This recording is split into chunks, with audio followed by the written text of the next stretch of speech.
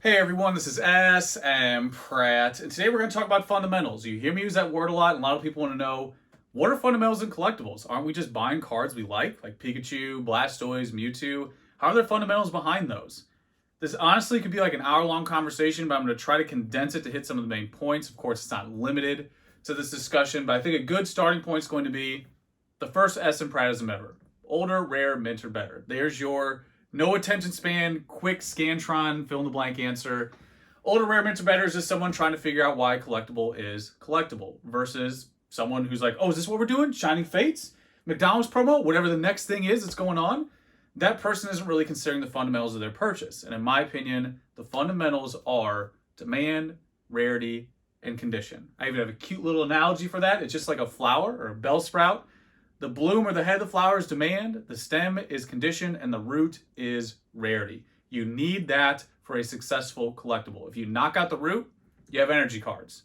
You have Beanie Babies. You have the never-ending amount of failed collectibles that don't have a mixture of rarity, that don't have a challenge. Now, that doesn't mean everything needs to be God tier rarity. You need a mix. You need cards like Ancient Mew, this guy right here. You need a mixture in there, which Pokemon has and does very well. But without that root of rarity, none of the others can exist. And then that stem of condition, it doesn't need to be T17 long. It doesn't need to be as long as like a Slow King from Neo Gen.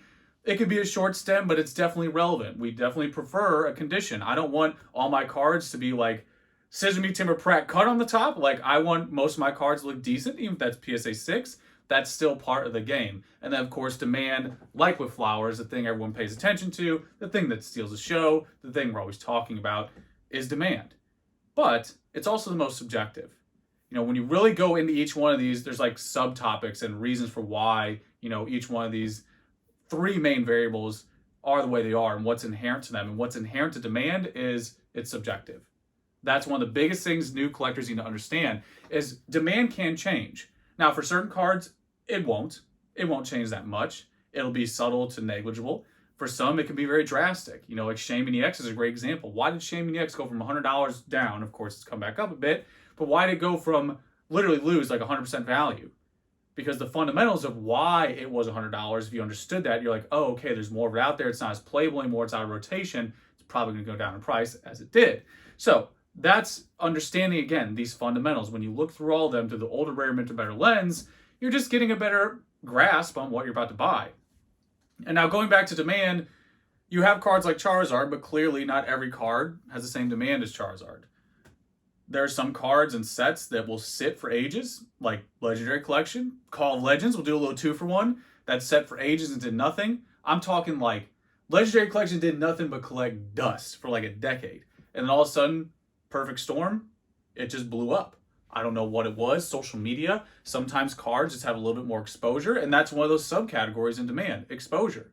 All it takes are people talking about it, and they're like, hey, like, I like this firework reverse hollow thing that's going on in Legendary Collection. And someone else is like, hey, I like that too. And then enough people like it, and you start to see movement on it. So that's a great example of how something sat dead in the water for over 10 years and then just erupted. There was no indicator before. If you went back and looked at every single day, you're like, yeah, nobody cares. It's a reprint set, nobody cares. And then all of a sudden it blew up. Same with Call of Legends.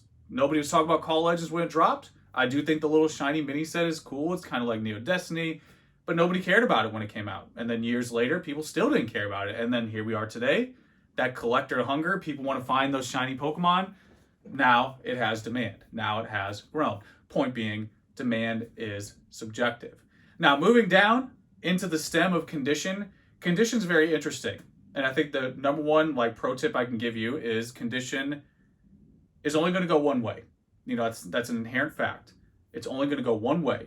Now, it might not be like a Chansey base set. It might not be like a Hitmonchan or like a T17 or something where it's just like cut. It might just debilitate over time slowly. But condition is a great example to talk about how to understand fundamentals. Because for people in the game, if I just throw out the name of a set like Jungle, immediately we're like, oh yeah, it had a rough cut. Fossil had a rough cut. Or Neogenesis had some print lines, right? And you also have other things within those sets. Certain hollows are better than others. Going back to Fossil, you have something like a Lapras that's hard to grade, or a Dragonite that might have a similar value, but maybe that value is more because of the demand and the popularity of the Pokemon. This is just breaking down how these analytics go super deep. And even one of those cards, you can trend or watch those trends over time, and you still have to keep up with it. Even if you understand the fundamentals, availability can change drastically on this stuff. There's a lot to consider even within one card or one set. So anyway, hopefully that helps you understand like how condition works in the hobby. Again, even if the stem isn't as long as like, a Slow King or T17, Yanma, these really hard cards to grade, even if it's not a crazy difficult card to grade, most people at the end of the day would prefer a more aesthetically pleasing option versus a less aesthetically pleasing option. It's part of what we do. Even if that's just a PSA 6, PSA 6 is still better than PSA 1. I know PSA 1 is a big meme, but PSA 6 is definitely going to be a great binder option. And if I can get that versus a PSA 4 for the same price, I'm going to get that PSA 6 all day. So there you go. It's something we all do, whether we're super critical and we want zero whitening and perfect centering, or it's more, more lax about it. It's still a value for collectors. Now, getting into the core. The core of Rarity is something I discovered early on. When people talk about like success rate, all that other stuff, the thing with Rarity is it might not give you the biggest stonk because things like Charizard have insane demand, and it's no secret that Charizard isn't really rare. But of course, in the context, it was rare in the pack. It wasn't an energy card. It was one of the harder cards to pull in a pack. But generally speaking, for a whole hobby and an understanding of Rarity, Rarity is the most consistent and the most inherent. That's why it's the root. It's not something that you can mess with. It's just something that's inherent about the card, inherent about the release. So therefore, that's why it is the root. And also going back to Charizard, understanding that context, that in opening a pack, Charizard is a card to pull. It's one of the 16 holos, which is going to give you that whatever probability, go ahead and do the math. If you get that card, it's definitely rarer than the energy card you're going to pull or the common you're going to pull. It is rare in that context, and that's why it works. If Pokemon said, we're just going to keep printing Charizard so it's always $10, people will lose interest because it wouldn't be Charizard anymore. It'd be Fire Energy, and no one gets excited about Fire Energies unless it's like Max Mofo memeing you. It's not exciting to pull Fire Energy. So that Rarity is the fundamental component that is, again, the root for every single collectible. And the only reason why certain things like Ancient Mew and all these other very, very common cards can exist in a successful way is because it's balanced out by insane demand. And I would even go out on a limb and say, a lot of these Ancient Mew cards and cards like that, they have a good story behind them. I would even throw in here as like just a mention for, new collectors understand Japanese promos, and the Japanese side of Pokemon is just a dream. Like how they release cards is unreal.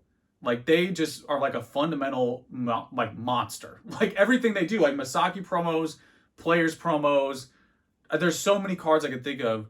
Like Masaki's probably the easiest to understand. Like in the game, you trade a Haunter for a Gengar, and that's what you did with your card. You sent in your card, and Pokemon sent you back the Gengar. Like that's so cool. And this is that like added aspect of fundamentals where you have certain releases underneath like Rarity, like is it unique art? Is it exclusive to a language? This is like a subcategory within Rarity. And I think that's, again, just a better way to understand fundamentals, that there are a lot of cards out there that perhaps don't have the exposure. For me, I grew up only doing WotC. When I got back into the hobby, I just bought what I knew. And I remember just going deep into the forums and everything. And people are like, oh yeah, this card was only given out at a lottery or at a tournament, or this one was from like getting your ticket stamped at a train station.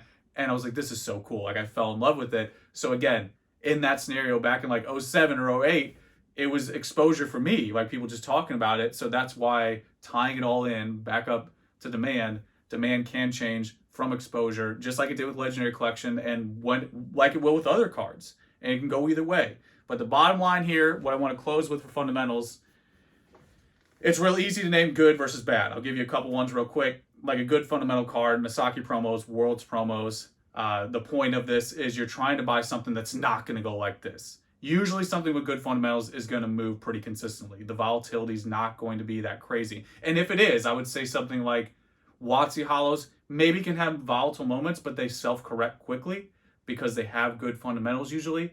And the point is that things with bad fundamentals, Crimson Invasion, Champions Path Charizard, It doesn't mean it's terrible at the end of the day. It's just that it went like this, like this. You know, you have that volatile chart movement. Ultimately, when you're looking at stuff like, you know, good versus bad or whatever, it's just risk assessment. It doesn't mean perfect A plus 100% guarantee. It's just a risk assessment. There's going to be cards that famous saying, the market can be irrational longer than you can be solvent. I remember when everybody was dissing the Black Label Hidden Fates Charizard, that thing is back up at 10K. That thing is back up at $10,000. Like, that's how crazy Pokemon is right now.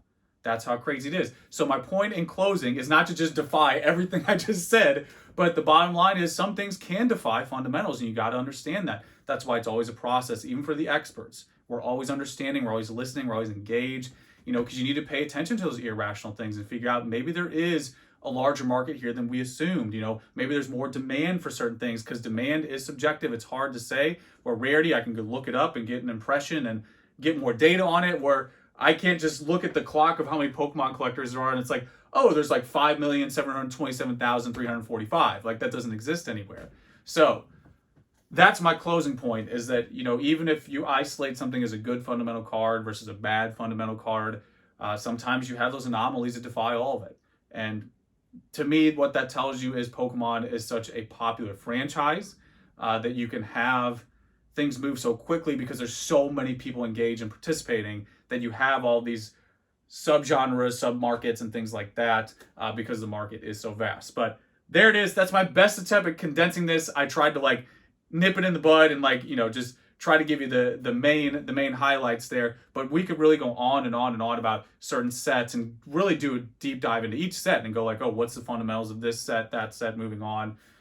You know, you could really go deep into each category. Japanese promos, golden era, each, you know, LP promos. You can go through all those and figure out the rarity versus condition, all that stuff. So that's why it's so interesting. That's why it's so engaging. Again, because you have that fundamental of rarity, condition, and demand. You need that. Pokemon's got it. And in my opinion, things like Japanese promos just absolutely like, it's unreal. It's unreal to me, like how lucky we are to have a company that just like honestly gives out stuff with no kickback. Like, they're giving Masaki's away, giving World's promos away. On the most expensive cards in this hobby, $0. They were given out for free, you know, at tournaments. I just love it, and I think it's so cool to have that variety. And then of course you have cards like this, very cheap options, Ancient Mew.